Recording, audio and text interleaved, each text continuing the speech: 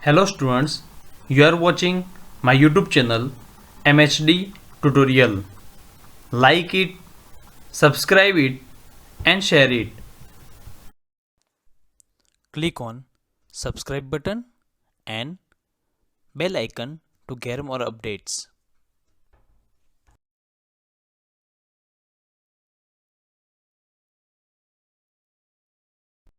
Student, Chapter 2 Sexual Reproduction in Flowering Plant।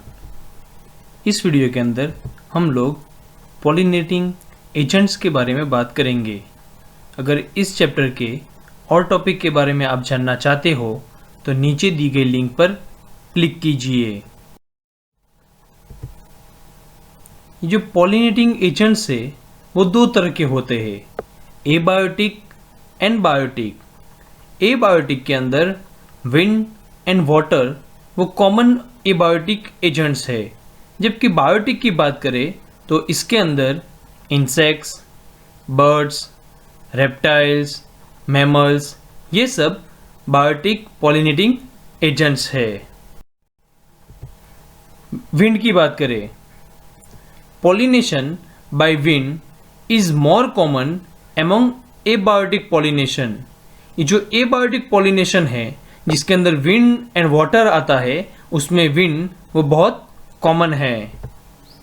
यहाँ पर आप डायग्राम में देख सकते हो कि किस तरह से विंड की वजह से पॉलिनेशन होता है। Wind pollinated plant produce pollen grains which are light and non sticky. जाहिर सी बात है स्टूडेंट कि ये जो विंड की वजह से पोलन ग्रेन डिस्पर्स होंगे वो बहुत लाइट होंगे ताकि वो इजीली स्प्रेड हो सके, एंड वो नॉन स्टिकी होंगे। नॉन स्टिकी होने की वजह से वो डिस्पर्स इजीली होंगे। अगर स्टिकी होंगे तो वो इजीली डिस्पर्स नहीं हो सकते। Stamen are usually well expose so that pollens can be easily dispersed into wind current। ये जो पोलन है वो इजीली डिस्पर्स हो, उसके लिए स्टेमेन ऐसी जगह पर होगा कि जिसकी वजह से विंड करंट के थ्रू पोलन डिस्पर्स हो सके। Stigma is large and feathery so that it can trap airborne pollen grains. Student, जो प्लांट के अंदर विंड के थ्रू पॉलिनेशन होता है वो सारे फ्लावर्स की स्टिग्मा लार्ज होगी, साथ साथ फिदरी होगी, जिसकी वजह से पोलन ग्रेन उसके अंदर जो एयर है उसके साथ आ सके। Wind pollinated flowers generally have a single ovule in each ovary.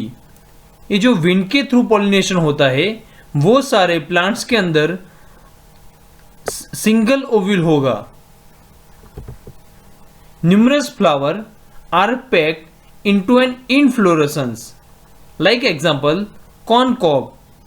Pollination by wind is quite common in grasses. दूसरा एग्जांपल है वाटर। अब हम वाटर के थ्रू पॉलिनेशन कैसे होता है उसके बारे में बात करें। Pollination by water is quite rare in flowering plant and is limited to about 30 genera, mostly monocot। ये जो वाटर के थ्रू पॉलिनेशन होता है वो बहुत कम होता है। वही प्लांट कि जो पानी के अंदर पाए जाते हैं उसमें भी सिर्फ 30 जेनेरा के अंदर, मोस्टली जो मोनोकॉट है उसके अंदर वाटर के थ्रू पॉलिनेशन होता है। Some example of water pollinated plant are Vallisneria and Hydrilla, which grow in fresh water, and several marine sea grasses like Zostera। ये Vallisneria, Hydrilla and Zostera उसका example है। In Vallisneria, the female flower reaches the surface of water by the long stalk, and the male flower or pollen grain are released onto the surface of water। Student, ये जो Vallisneria है उसके अंदर जो female part है वो बहुत long stock होता है, एंड वो फीमेल पार्ट है वो लॉन्ग स्टोक होने की वजह से उसका जो टिप पोर्शन है स्टिग्मा वो वाटर सरफेस के वहां पर पहुंचता है। एंड वो जो मेल फ्लावर है वो पोलन ग्रेन वो वाटर के सरफेस के ऊपर रिलीज करते हैं। They are carried passively by water current and they can reach the stigma. यहाँ पर आपको वाटर के थ्रू पॉलिनेशन होता है वो प्लांट के अंदर किस तरह से होता है उसके बारे में बात की गई है। In another group of water pollinated plant like sea grasses, female flower remain submerged in water and the pollen grain are released inside the water।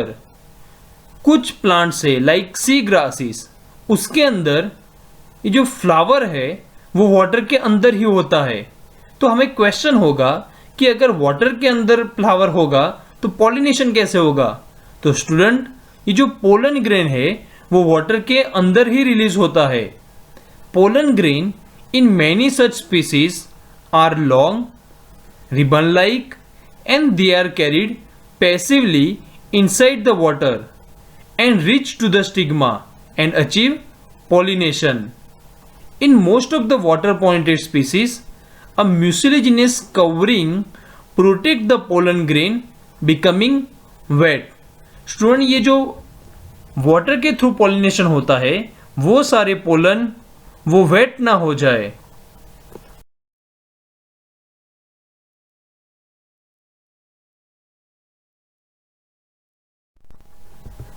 Animal के थ्रू पॉलिनेशन, ये बायोटिक पॉलिनेटिंग एजेंट के अंदर अब हम लोग animals की बात करें।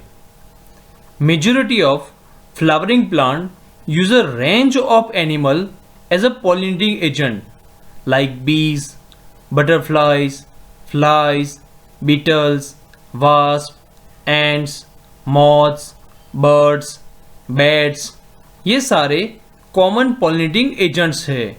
Among the animals, insects, particularly bees, are the dominant biotic pollinating agents. Often, flower of animal pollinating plants are specifically adapted for particular species of animals. Majority of insect pollinating flower are large, colorful, fragrant and rich in nectar. Student ये जो animal के through pollination होता है and उसमें भी particularly insect के through pollination होता है वो सारे फ्लावर लार्ज होंगे, बने के बड़े होंगे, कलरफुल होंगे, फ्रेगनेंस वाले होंगे एंड उसके अंदर बहुत सारा नेक्टर होगा। When the flower are small a number of flower are clustered and make a inflorescence make them conspicuous. Student ये जो फ्लावर अगर छोटे होंगे तो वो इस तरह से अरेंज होंगे कि एक बढ़िया इन्फ्लोरेसेंस क्रिएट करेंगे ताकि इंसेक्ट उसके थ्रू अट्रैक्ट हो। The flower pollinated by flies and beetles secrete foul odor to attract these animals. To sustain animal visit, the flower have to provide rewards to animals. Student इसमें भी एक समझने जैसी बात है।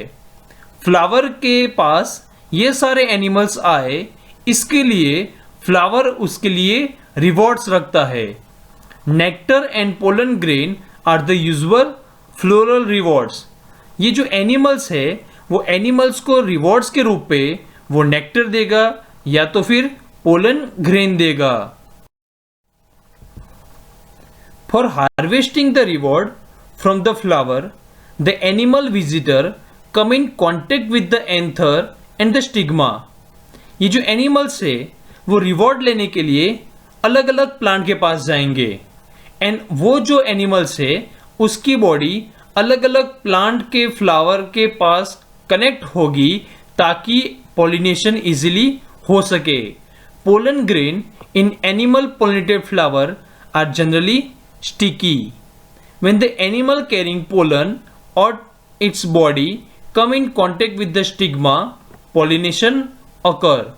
ये जो एनिमल्स है वो रिवॉर्ड्स लेने के लिए अलग अलग प्लांट की विजिट करेंगे तो उस वक्त पॉलिनेशन इजीली हो जाएगा।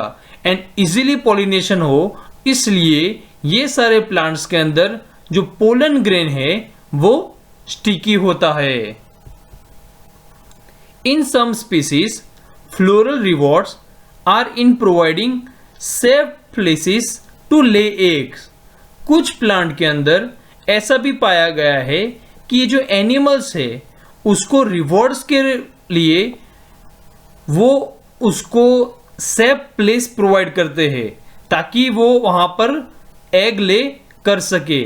The tallest flower Amorphophallus show a good example of this phenomena. A similar relationship exists between a species of moth and plant yucca, where both species, moth and plant, cannot complete their life cycle without each other. Student ये दोनों का माने कि plant and animal का life cycle एक दूसरे के बिना नहीं चल सकेगा। The moth deposits its leg in the locule of ovary of the flower, in turn gets pollinated by the moth. The larva of the moth come out of the egg as the seed start developing. And इस तरह से plant को and animal को दोनों को फायदा होगा।